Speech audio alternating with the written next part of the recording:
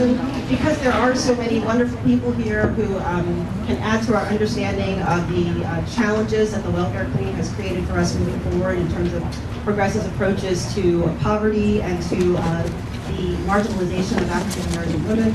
I wanted to actually have a more substantive discussion during our lunchtime hour as well. And so I'm really pleased to have both Professor Kaaryn Gustafson here from UC Irvine School of Law to talk about her book, Cheating Welfare and the Criminalization of Poverty. I previously heard another iteration of this presentation, and it's just incredibly powerful, so I encourage you to really focus in even as you're eating lunch. And then we also have Professor Jody Armour here to provide comments on the book and to moderate the discussion.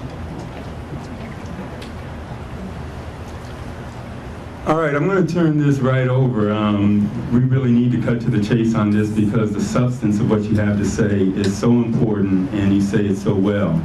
So I'm going to follow up with kind of trying to dovetail this with some of the things I've been working on and we've had discussions on around here, but why don't you take it from there for now? Okay. I'm going to use the mic. And first of all, Camille, thank you so much for organizing this conference. The panels have been amazing so far. I'm really sorry I missed last night. I had a conflict, but it's also great to see so many old friends here. And thanks to those of you who've referenced my work during the day. Often when I'm writing, I think, no one will read this but some miserable second year and my parents. So it's really nice to know that there are people actually reading my work. So I am going to start just by giving a little background on the welfare reforms of 1996, but I probably don't need to do that because most of you seem to know a whole lot about it. How does this work? Why is this not working?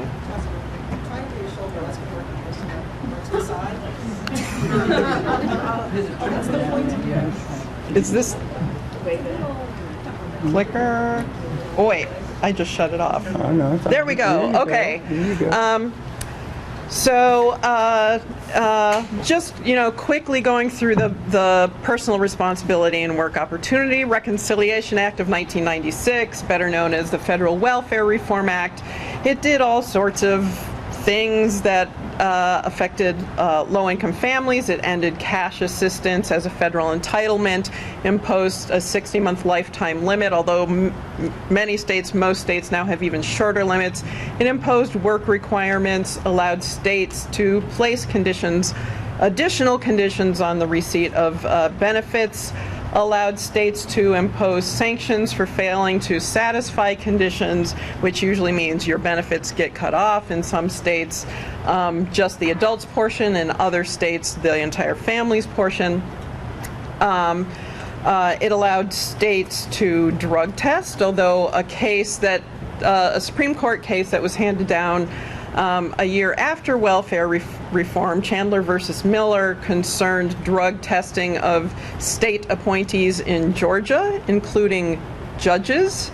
And the Supreme Court unanimously said you can't drug test without suspicion. That would be an invasion of Fourth Amendment privacy rights.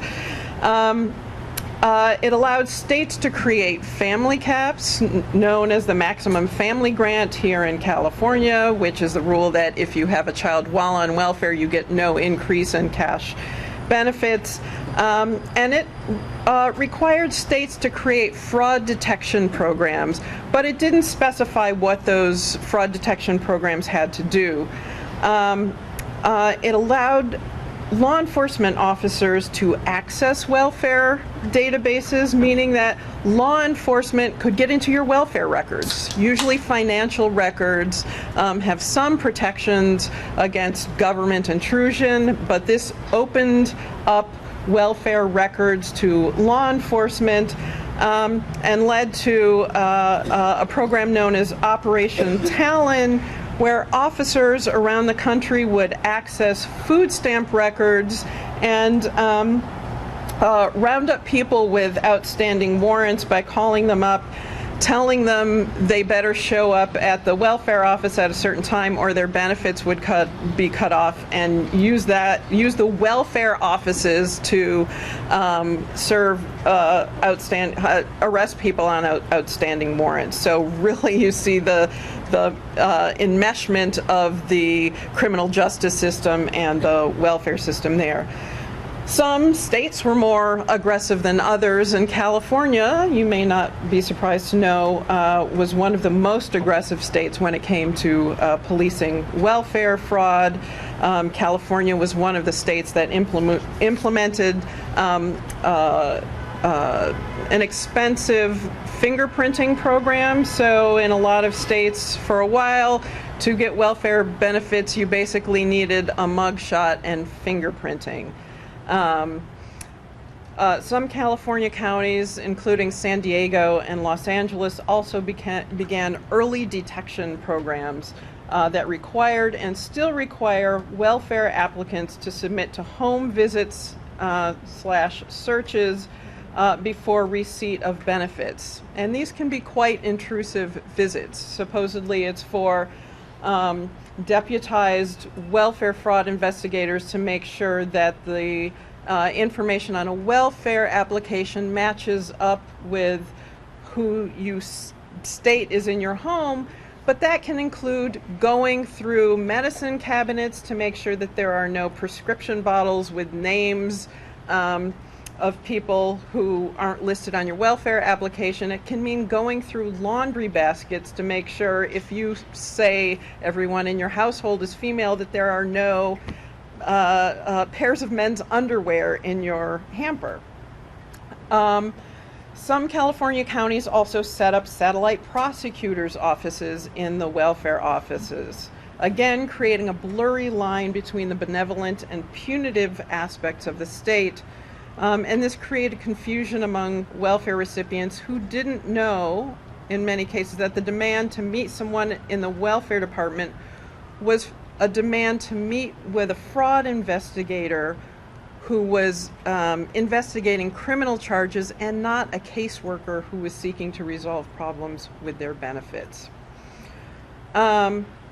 Some cities, in an effort to keep caseworkers employed even after welfare rolls dropped dramatically after 1996, tapped into federal law enforcement money, retrained their caseworkers who weren't needed anymore to be deputized fraud investigators, and simply shifted their titles, further confusing welfare recipients who might find that their former caseworkers had become criminal investigators. In Riverside County, which is home to the California Welfare Fraud Investigators Union, a lot of states have created these unions of fraud investigators, and they lobby state legislatures and Congress to create stiffer penalties for welfare fraud. In Riverside, there was, up until recently, a practice of publishing the names of individuals convicted of welfare fraud in the Sunday paper. All right, so you get a list of 6 names every Sunday. What people might not have noticed was that it was often the 6 same names run week after week. But if you have a list of names, it sort of suggests that there's this big problem and we're keeping an ongoing list, which wasn't the case. Let me talk a little bit about the criminalization of poverty, except I don't know what happened there. There we go. So there are 3 things I describe as the criminalization of poverty. One is the expansion of practices involving the stigmatization, surveillance, and regulation of the poor. Most of these have a long history in the United States, going back to the colonial times when counties provided for the poor. But we see an expansion under welfare reform. The criminalization of poverty also includes the expansion of policies and practices that assume a latent criminality among the poor, and I'll talk about that more in a bit.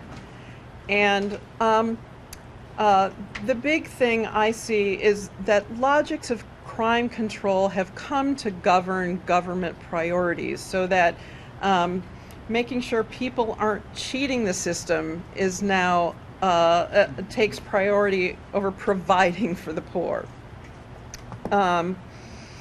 We also see diminished privacy rights as part of this. Diminished privacy rights really written into federal law, including the provision that states could drug test welfare recipients. Professor Christopher Slobogan has written about the poverty exception to the Fourth Amendment, and I've written some on decreased privacy rights among the poor, but the courts have basically stated that welfare recipients now have Fourth Amendment expectations of privacy on par with parolees and probationers, which fits in with the criminalization of poverty. So the book Cheating Welfare is driven by three research questions. Now, the reforms that were instituted in 1996 were based on behavioral models. The assumption that welfare recipients knew the rules and could follow the rules and would get to work once what were known as these carrot and stick plans were put into effect. And nobody really talked about the fact that the carrot and stick is something we associate with beasts of burden. But even liberals use that term. We need to use a carrot and stick approach to welfare. But based on work I had done, both doing empirical research for California and volunteering in a legal aid office, I had questions about whether people fully understood the rules and could conform their behavior.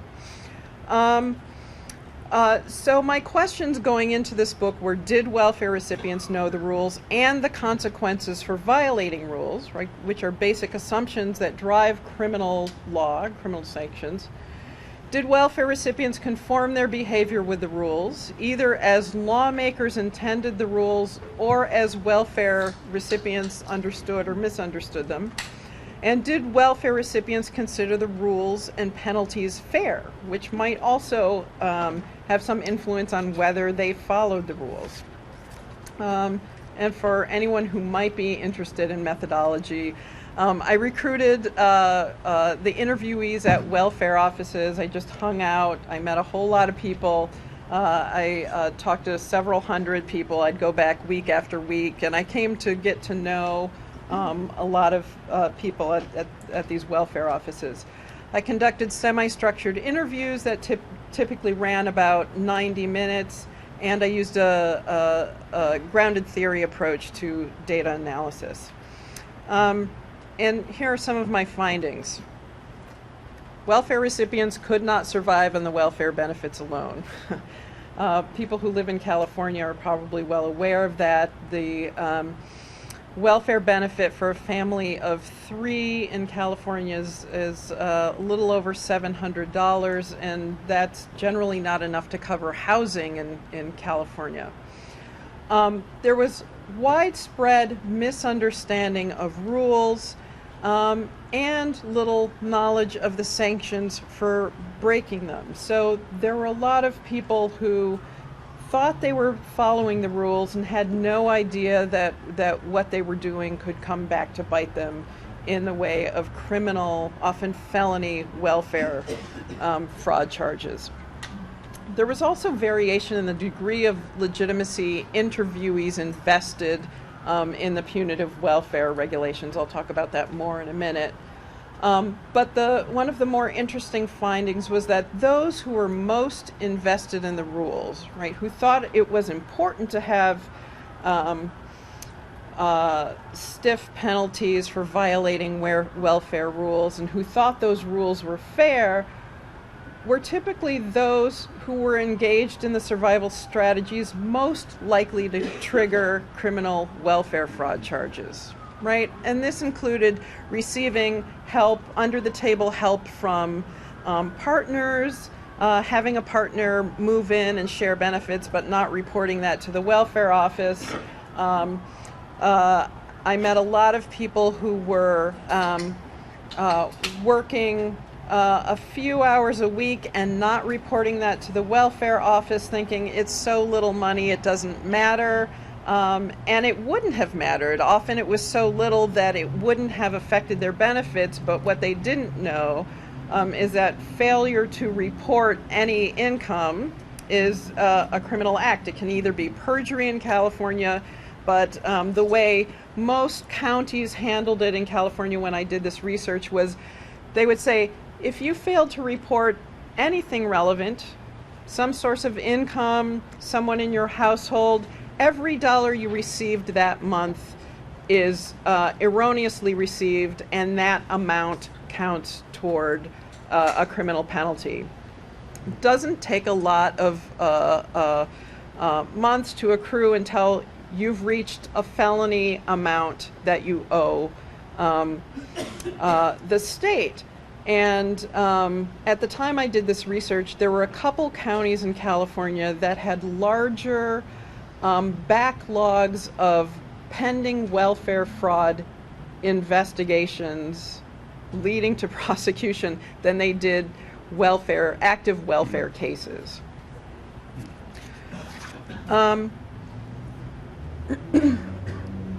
Okay, let's see. So I found that the interviewees loosely fell into three categories. The first were the informed and knowing welfare recipients. They turned out to be a small minority of the people I interviewed. They knew the welfare rules inside and out. They knew the date their 60 months on welfare would hit. They knew which benefits were available. They knew how to get into educational systems and have it count for work requirements. They knew that they could get child care benefits. They knew the system. But they also knew how they could make money and not have the state find out about it. So the few people who fell into this category were nobody I interviewed was well off, but they were okay. They were making ends meet. Their kids weren't hungry. The biggest group I interviewed, I labeled the misinformed. Most of the misinformed knew that the welfare system employed mechanisms to track legitimate wage earning. However, they didn't know the scope or regularity of the tracking. And what California does is every quarter they do a data exchange among different systems. So the welfare office, the tax office, the social security system, the employment system all exchange information. So if you have wage earning somewhere, it will pop up and be flagged by the welfare office. Many assumed that most welfare fraud investigations were triggered by calls to the welfare fraud hotline, and indeed many of them are. In fact, when I interviewed the fraud investigator in what was probably the most aggressive county prosecuting fraud at the time, he said, nobody will snitch you out like your ex-boyfriend or his pissed off girlfriend, right?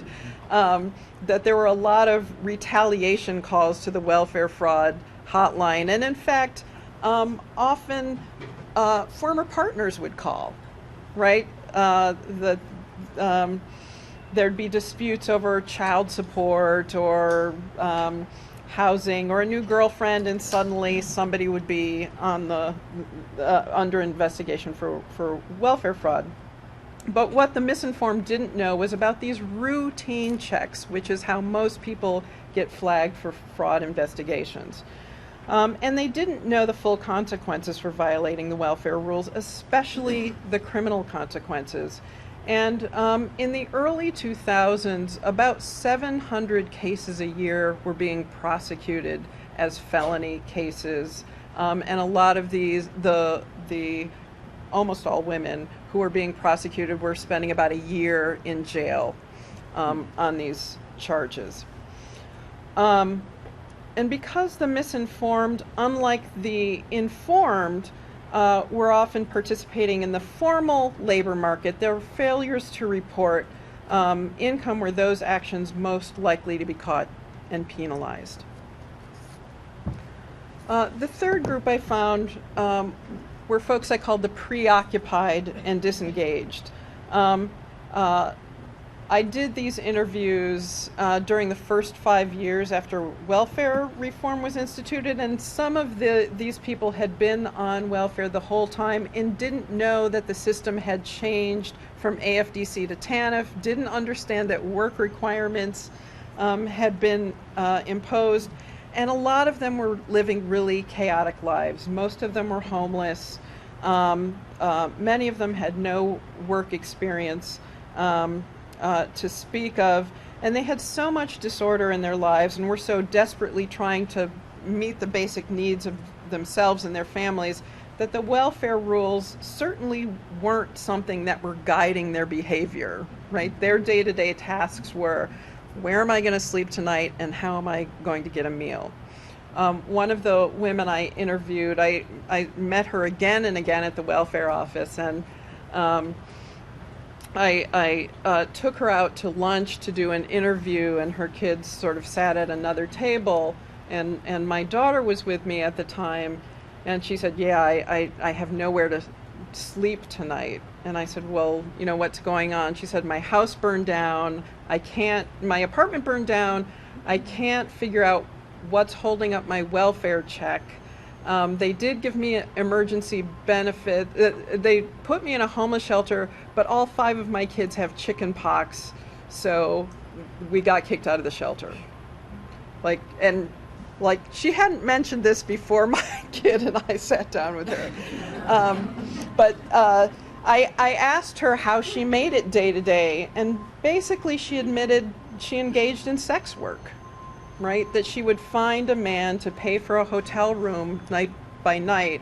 And so to think that she's in any situation to get her kids off to school in the morning and then engage in the work requirements, and that's all going to go well is simply not going to happen.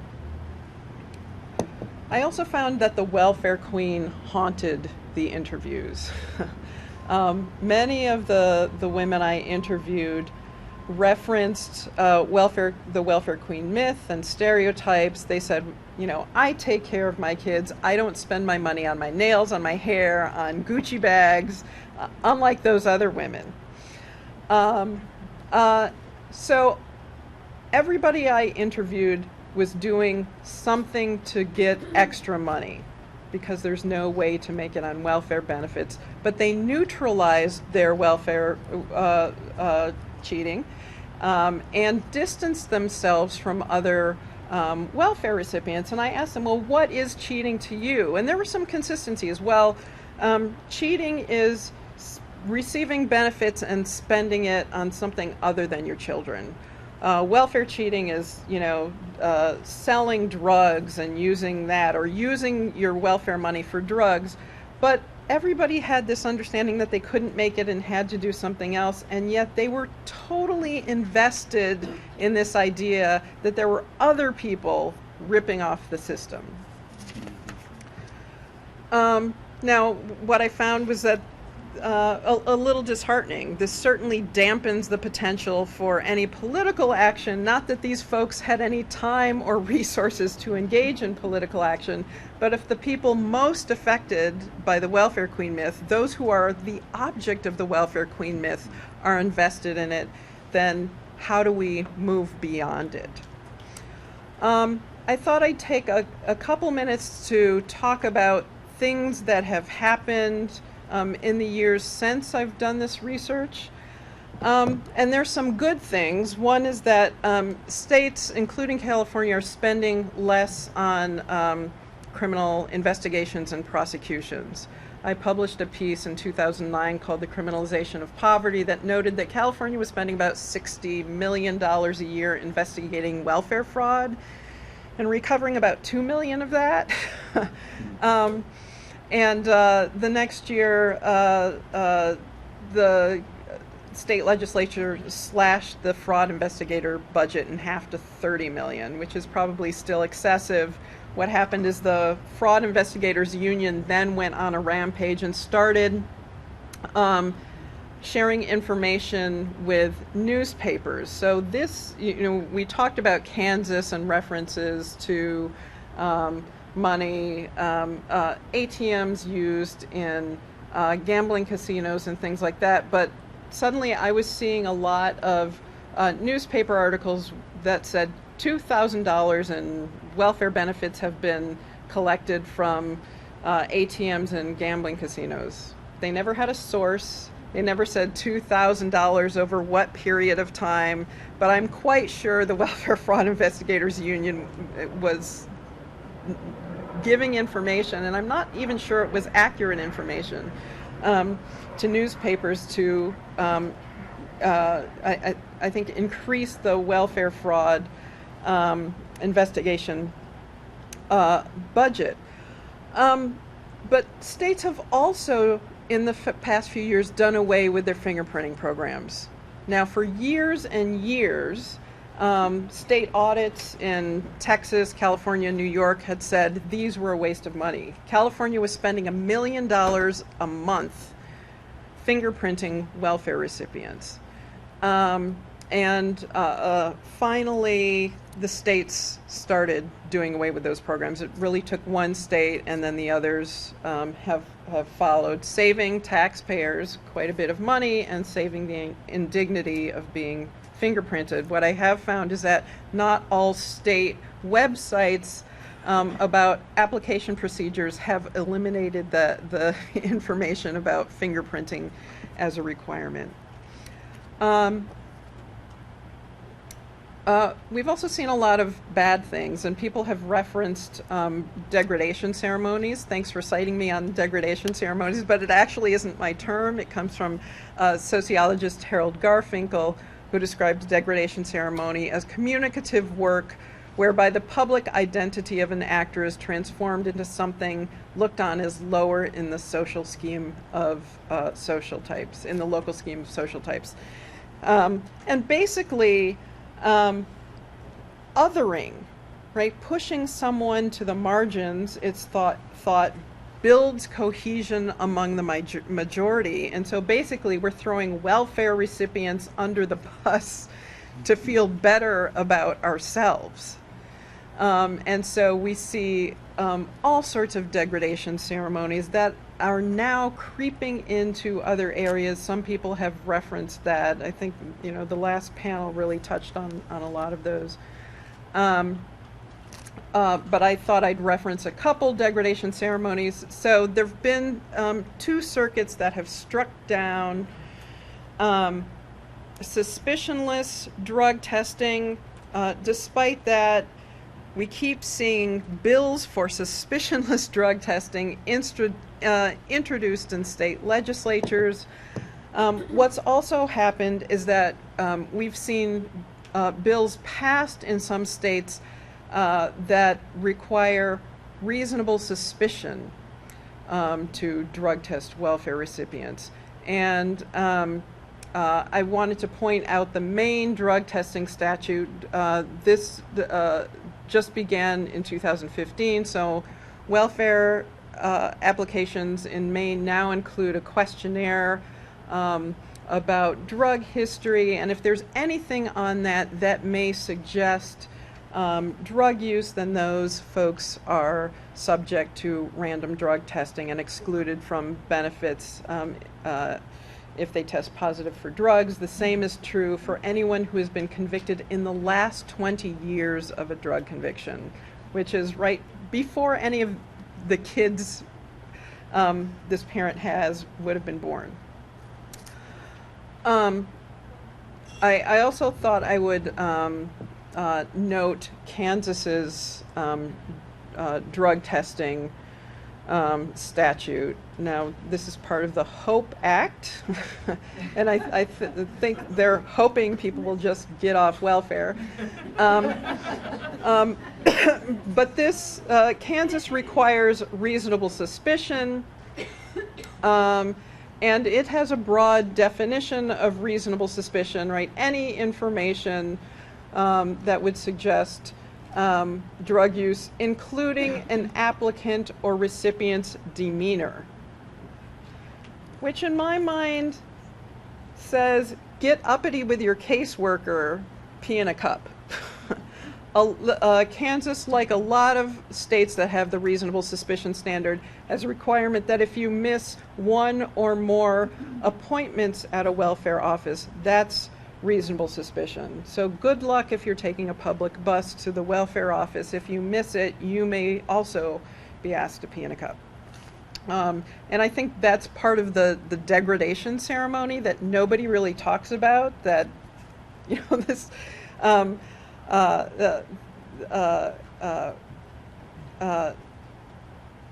handing over warm bodily fluids to an official in return for receiving public benefits really is a degrading exercise, right?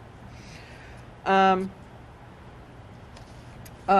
also thought I would mention the micromanagement of benefits, which have also come up, right? This is the excerpt from the Kansas Act, which includes, body piercing, parlors, spas, nail salons. So these are places where you cannot use your cash benefits from welfare.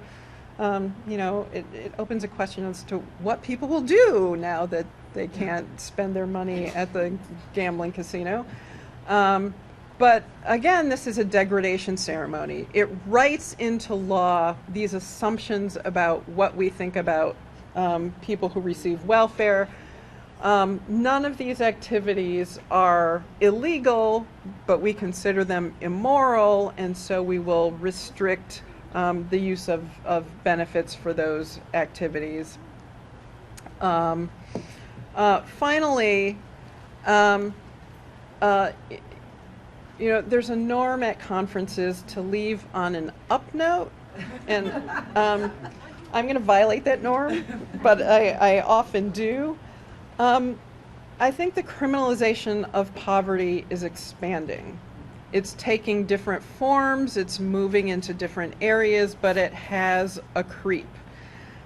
We see it in education, right, with the state going after parents who enroll their kids in better school districts.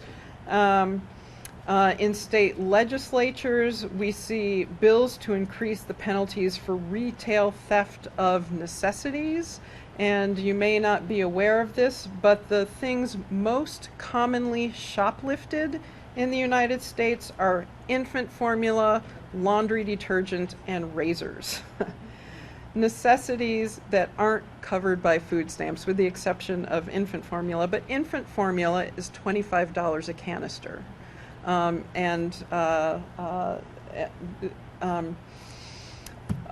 There are still a couple states that have monthly welfare benefits of $150 a month for a family of 3. So you can imagine that there's a huge gap between needs and resources. And instead, you might think legislatures would go, oh, we're seeing an expansion of retail thefts of these basic necessities. Maybe we need to think about poverty. But instead, we see retailers coming in, lobbying state legislatures to up the penalties for thefts of these particular items, especially infant formula. And there's a huge underground market, both in infant formula and, interestingly, Tide laundry detergent. You can buy it off the backs of trucks. People shoplift it and resell it at swap meets. But the fact that these aren't included for SNAP cards means that there's a basic need. Yesterday I was thinking, I was last on the USC campus about 12 years ago when then Mayor Antonio Villaraigosa was holding a summit on ending poverty in California. And his goal was to end it in 10 years. Today, there's no real conversation about poverty going on, except maybe in this room.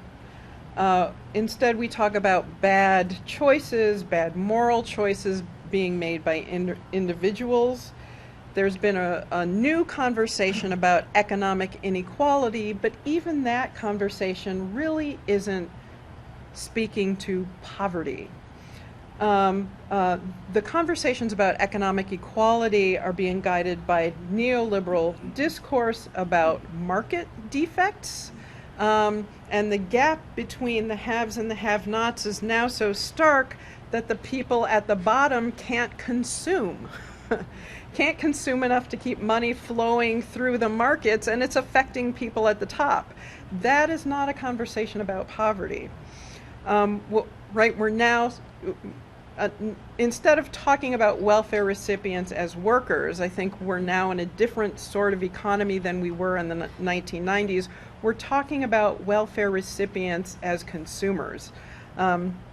Hadar Avaram at UC Hastings has a new book out where she's also talking about how there's a lot of talk about prisoners as consumers, right? Consuming benefits and resources, and how we need to train them to be better consumers in the market. And I think it's really problematic when we're not talking about poverty as a problem, and we're not talking about our treatment of the poor as involving issues of basic human need and dignity. And I think until we exorcise the welfare queen from public consciousness, it will be difficult to achieve a society where all individuals, including low-income mothers of color, are afforded dignity and privacy interests. And I will leave it at that.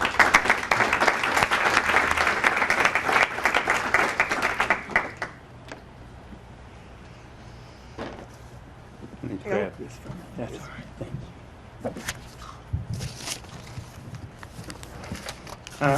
It was troubling reading this book on a number of levels, not only the ugly truths you shine a light on incisively, but also the realization that I had some commitments that were going to keep me from being able to catch more of today and get into this issue even more. Instead, I was at a high school around here that I won't mention the name of, I don't think, right now, that lost its accreditation in 2005, and therefore a lot of the students is coming from the kind of neighborhood in which a lot of the students are going to wind up on welfare, disproportionate number. And it could be explained by the fact that, for example, their school lost its accreditation. And so for many of the graduates, what they had was toilet paper in the admissions process. After they played by the rules and done everything they were supposed to do, there was a cruel hoax waiting for them at the other end, and everybody behind them saw the cruelty of the hoax. You could explain it that way, that they wound up on welfare, or you could say it's their own damn fault, right? And that's what as I'm coming back from this experience, and I'm kind of sitting here, you know, thinking with you now and for the rest of the afternoon, thinking about how these issues were coming to a head there in that high school I was at this morning. I think about how this kind of connects with my research in negrophobia. And as I was reading your book, it was, number one, it needs to be in more mainstream, everyday criminal law text, number one. I hope this issue is penetrating more the staggering number of the prosecutions and convictions, and that we don't take it more seriously. Whereas we tend to think of crime as a male thing, and as you point out, this presents a very different face of crime and different set of issues, criminalizing motherhood and feelings of certain kinds and things you do in the interest of those particular interests.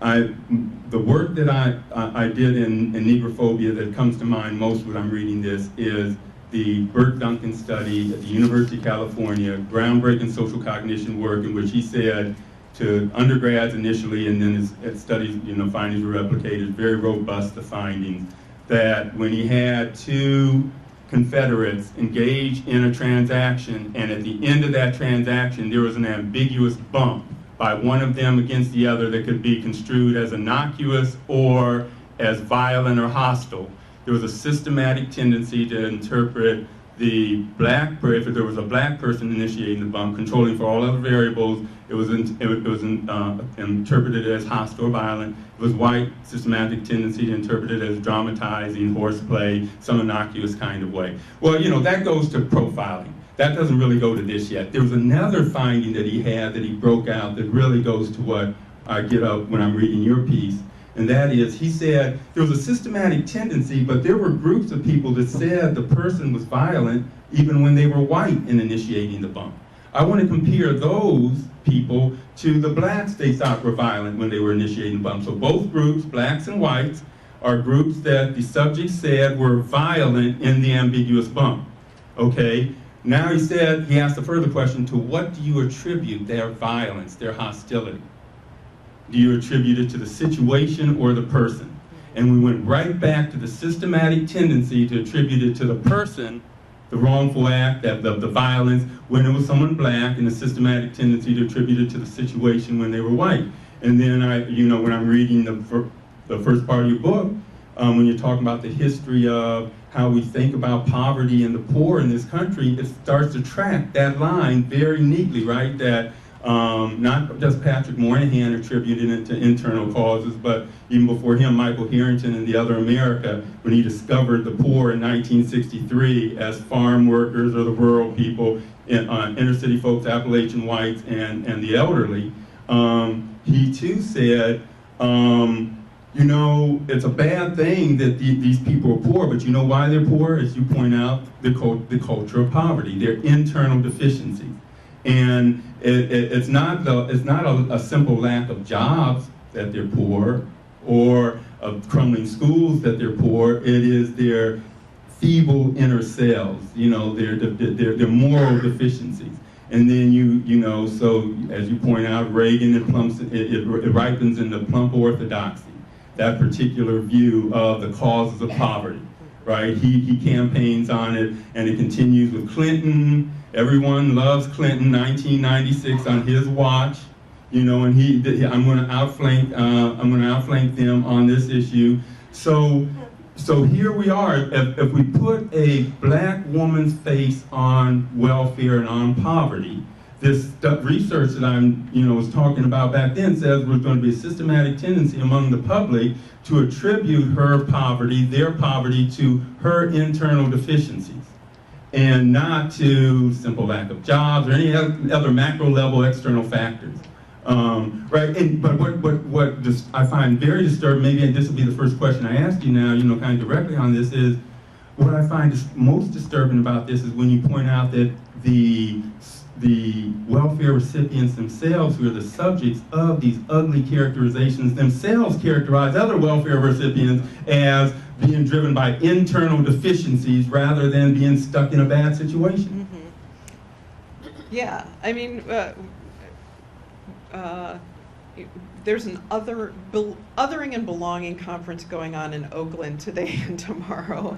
And I think that's such a wonderful description of what goes on through welfare and the messages about welfare, right? That, there are a host of reasons why the welfare population isn't certainly entirely black and brown, but disproportionately black and brown. And when you ask many Americans, both black and white, how they perceive it, they over-perceive the representation of African Americans, right? So there's a book called Why Americans Hate Welfare that's, it goes through these surveys, and basically Americans, both black and white, hate welfare because they associate it with lazy black women.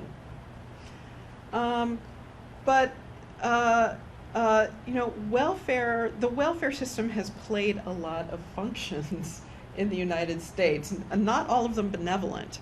There's been a long history of social control, immigrant women, right, early in the 20th century, and then people of color when they finally could get benefits in the 50s and 60s.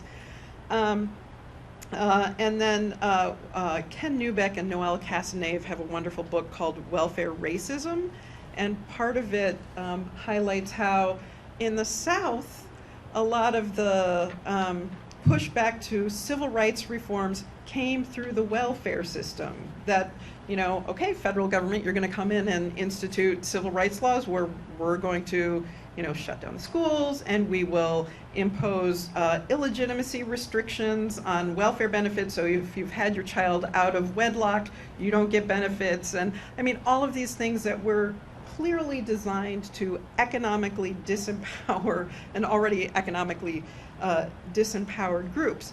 But there's been research lately that shows that this carries forward, right? Sanford Schramm, Joe Sauce, are political scientists who've done a lot of work showing that after 1996, when devolution took place and states could create their own welfare systems, the blacker the proportion of the population, the more punitive the state policies, right? So again, in the South, you see more punitive policies, including full family sanctions, shorter time limits on welfare, all of these things that will continue that system of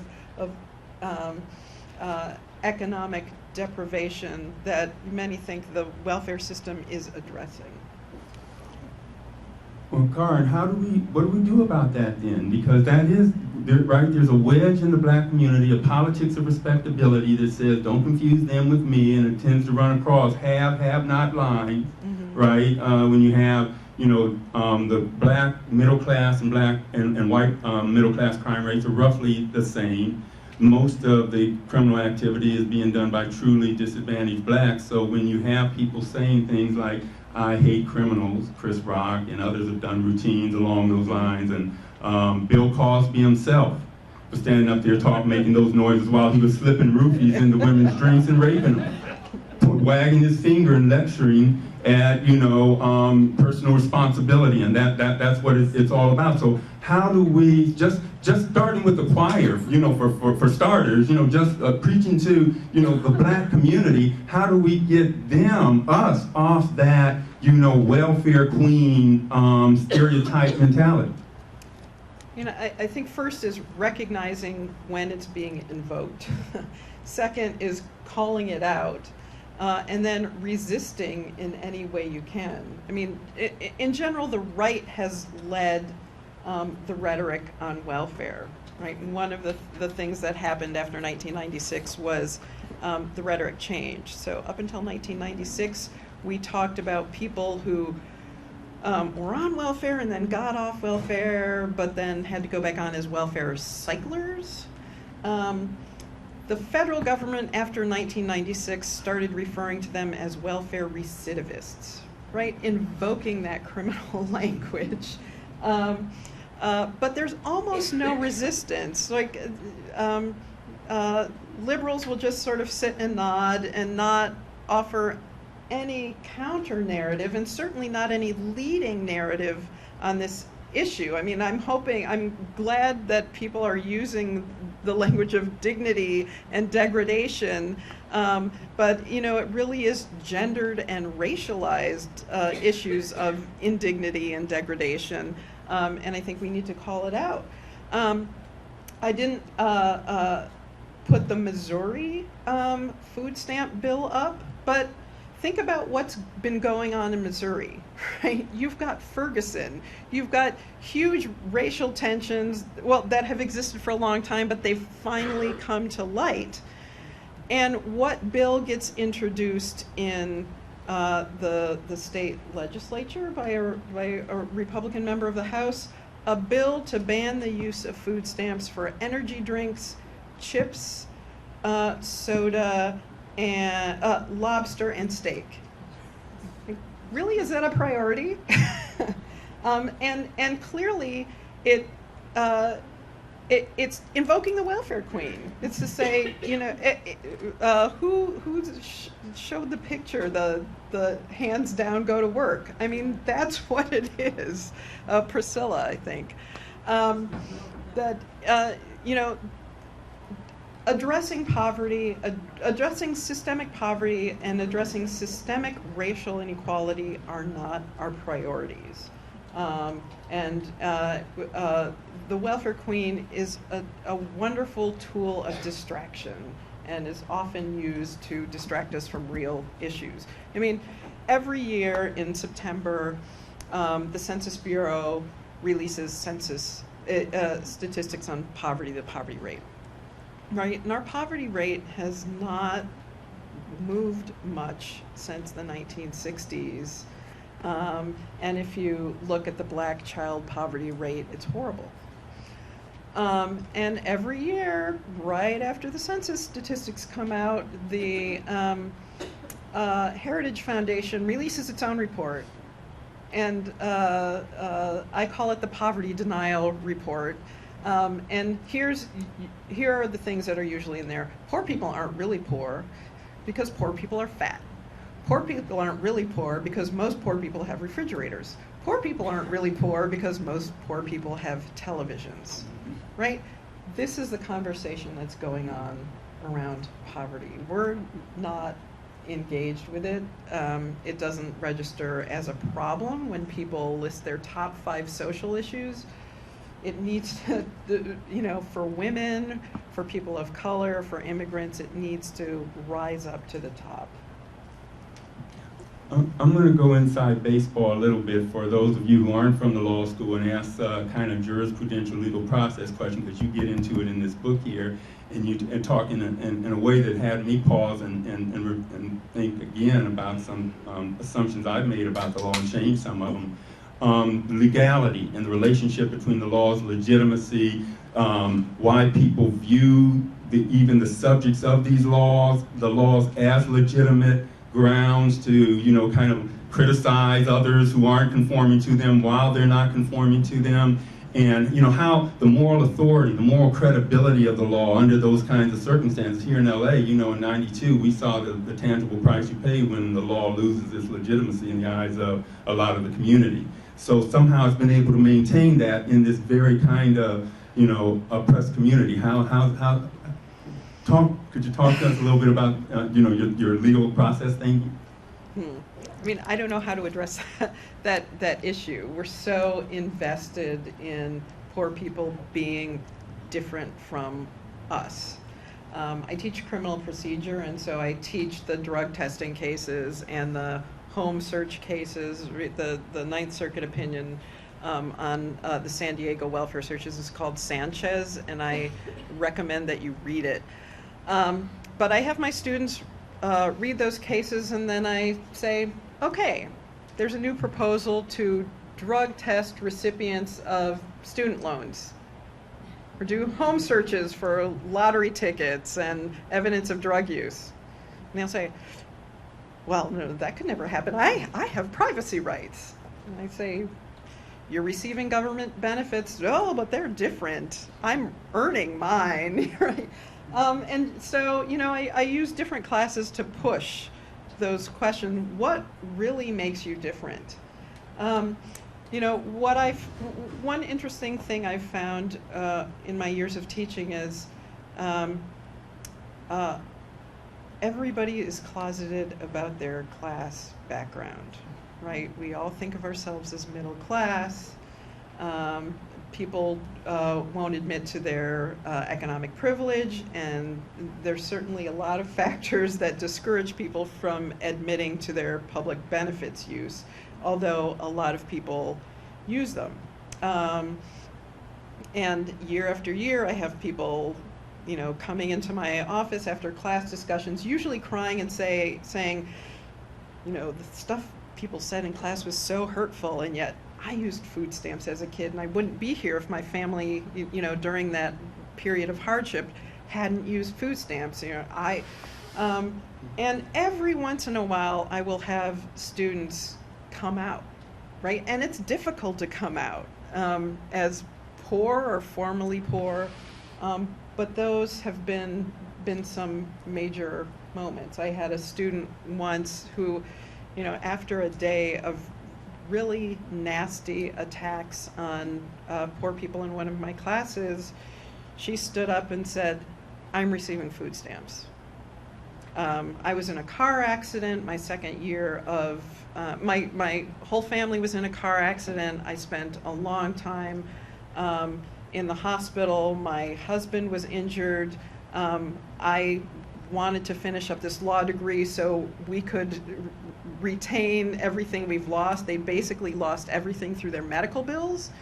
And she said, please picture my face every time you attack someone on welfare.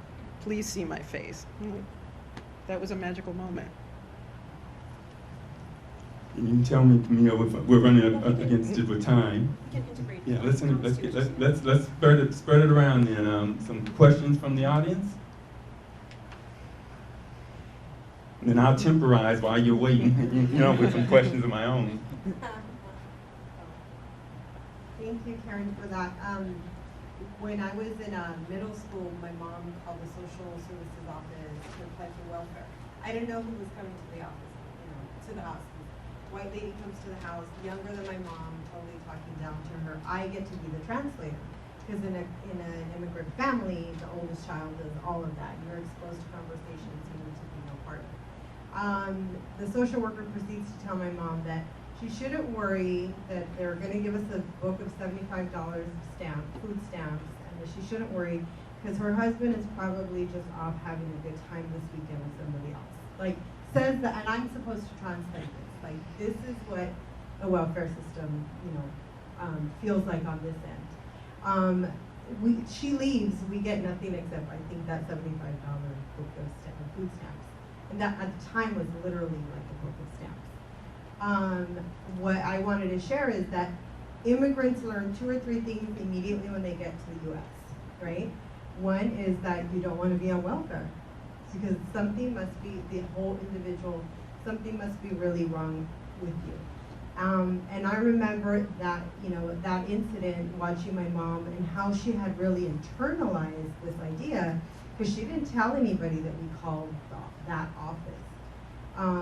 And then you just, so I wanted to ask you if you would talk about, the other thing I've seen is that people feel this need, because so then my mom would never tell the story, I would tell the story, because I was just this weird kid who felt righteously indignant about the appointment, and that I knew that if with 3 kids, $75 just was not going to cut it. But I was a weirdo, right? Even to my mom, I thought so different than she did. But the few times she told the story, she always had to have a reason and an explanation to explain to the family why it was okay that she made this call. Nobody was judging her, but they didn't have to. Because that's the thing about internalizing the ideas about poverty is that that work's been done for you. But I wonder if when you were doing the interviews, how much that came up of the whole, and I think it's this whole good versus the rest of us. So we have it, good immigrant versus everybody else. Good recipient versus everybody else. Did you find people having to make up their stories, like the student possibly?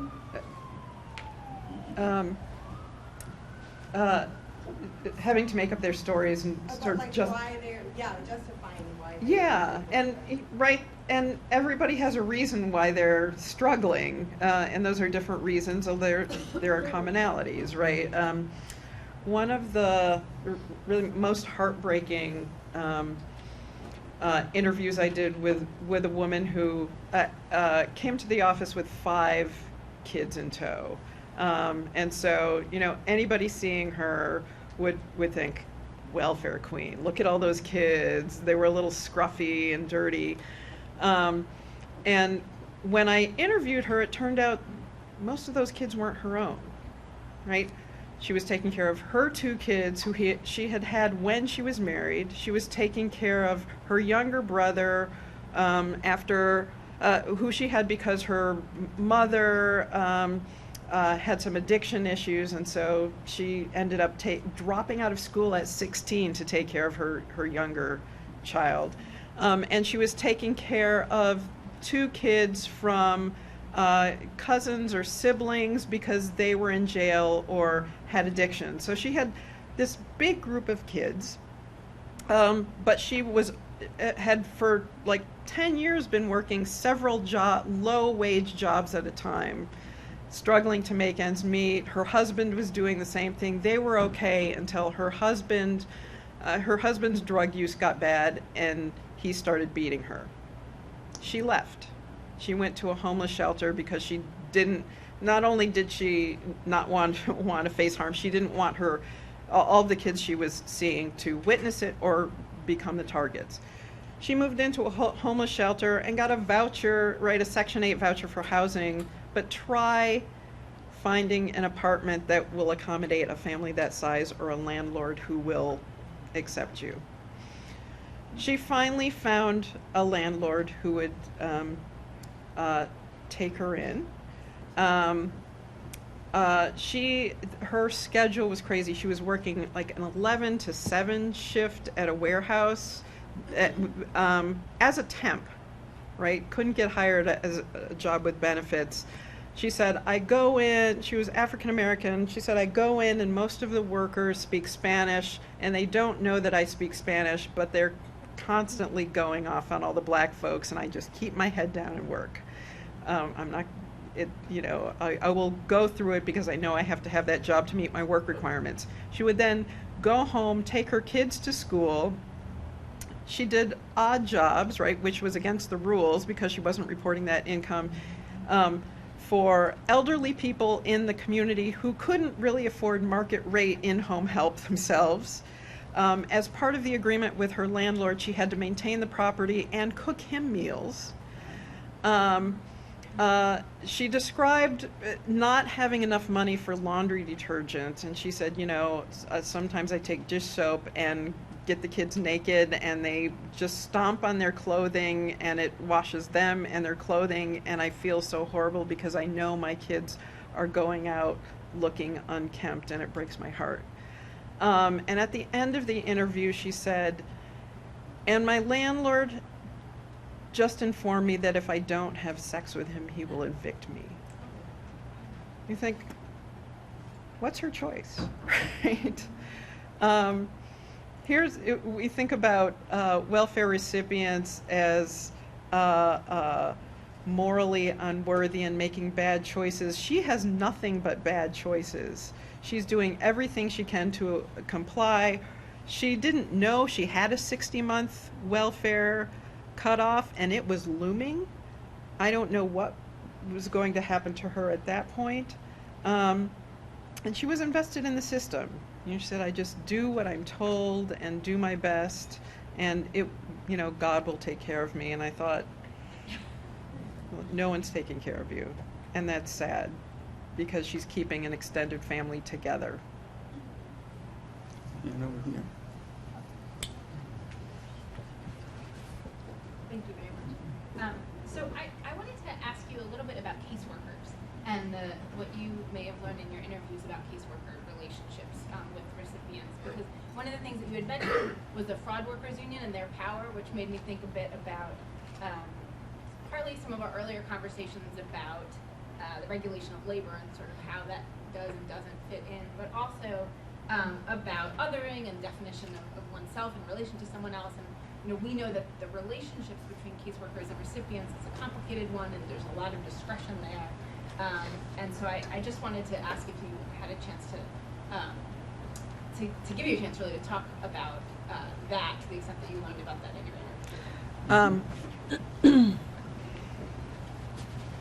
So I didn't interview caseworkers as part of this study because the county would not give me access. So I learned about caseworker relationships through the interviewees themselves, and often they said, my caseworkers and I aren't all that different. Often they'd say, we grew up together.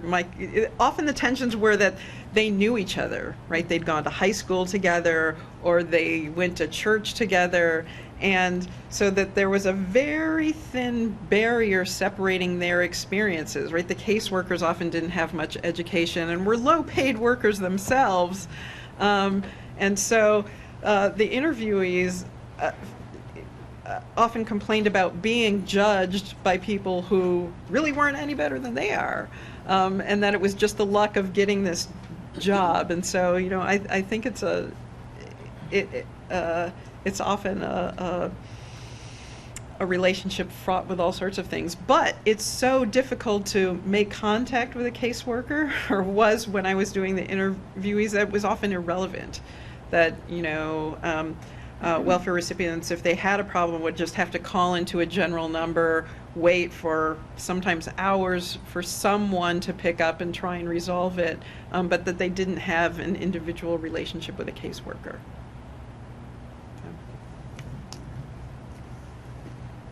Not to go in another negative direction or leave on a negative note, but one more kind of empirical fact I'll kind of bring in here has to do with research they've been doing lately with fMRIs on brain imaging and seeing how the brain, reacts to different kinds of behavioral information from others outside. And they're finding that the mirror neurons don't fire when whites are looking at blacks drink water, but they are firing when they're seeing whites drink water. Outgroup members, the mirror neurons aren't firing for, and the mirror neurons are the building blocks of empathy. You simulate someone else, and you're in a movie theater, and those are mirror neurons going along, that they don't fire for outgroup members. And that means, since we're talking about helping behavior, kind of benevolence. We study it in Duty to Rescue and Criminal Law and Torts, right? This whole area. That means that you can maybe understand 9/11 and Katrina better through those lenses. There wasn't the panic of empathy for Katrina victims that there was for the 9/11 victims, because those 9/11 victims were Ninth Ward victims who put a black face on them. So does that bode ill for this welfare, future, how we're going to deal with welfare recipients going forward, or can we think of a way of making them part of the in-group?